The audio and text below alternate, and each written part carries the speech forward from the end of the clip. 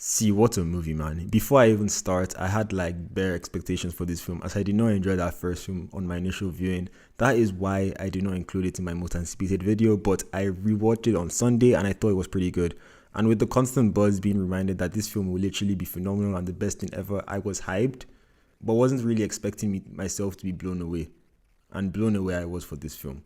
It reached all the high expectations that it set for me with the complete praise that it got. And if you're still watching this video and being like, is this Ephraim certified? Should I go spend $20 or whatever to go watch it? Brother or sister, to my shout out my female viewers, absolutely. Go watch this film like right now. No, go watch the first film right now. Then tomorrow buy tickets for the second one and watch it on this theater with like the biggest screen. See, don't wait for it to drop on Max. It has to be viewed on the biggest screen possible with the Dolby Atmos speakers like firing on you. I don't care if you have like a $50,000 setup. It will not amount to what you experience in the theater.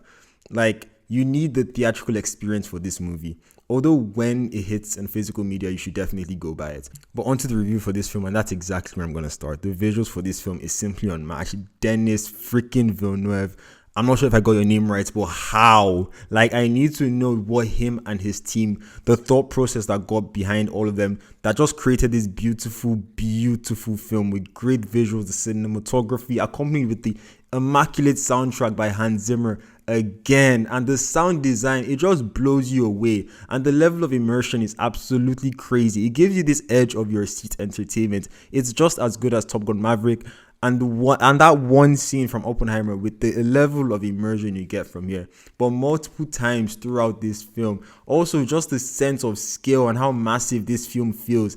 Like, it makes the characters feel and everybody just feels so small. It sets in this big world and everybody just interacting with these massive stuff. The best CGI is the type you do not notice. But this film just immerses you in this Dune world and it's just breathtaking.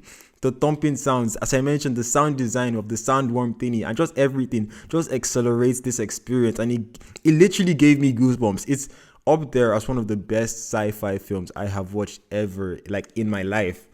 And from that, I move on to the characters, some familiar faces from the previous film and just a bunch of familiar faces in general. What an ensemble, man. Stellan Skarsgård, really good. We'll mention it again in my February video, but he really, really looks like Christian Bale in Vice.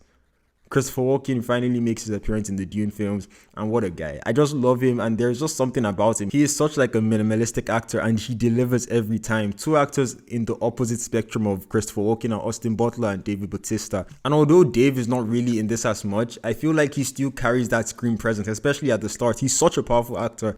And it shows here at the start with his scenes, and we just see him progressively get weaker and weaker. Wouldn't say it worked for his character, but the film was already long as it is, so that they really couldn't dwell too much in him.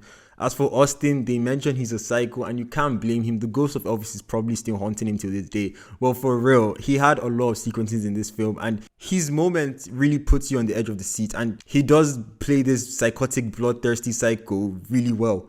And that's just a few names from the plethora of on-screen talents you see in this movie.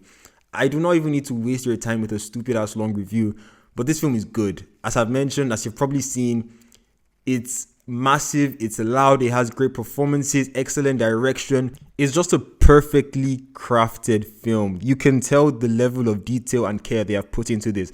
I'm also going to talk about the language scenes, even though it did take me away, but I blame Warner Brothers for that because I don't understand. Include freaking English subtitles, especially on the foreign release. Like, this is a massive film. When I watch Avatar, like, it had the English subtitles still. Like, I missed probably 20% of the film, but see, I'm not even going to like bash it for that.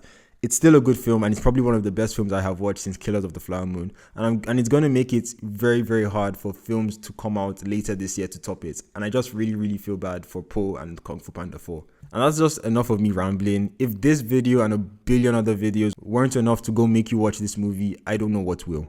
Thank you for watching this video. If you enjoyed this video, please go watch another video of mine, only quality being pumped out this year. Subscribe if you're a fan of my content and not of me. Thanks for watching this video again, and I'll see you in the next time, hopefully. Peace.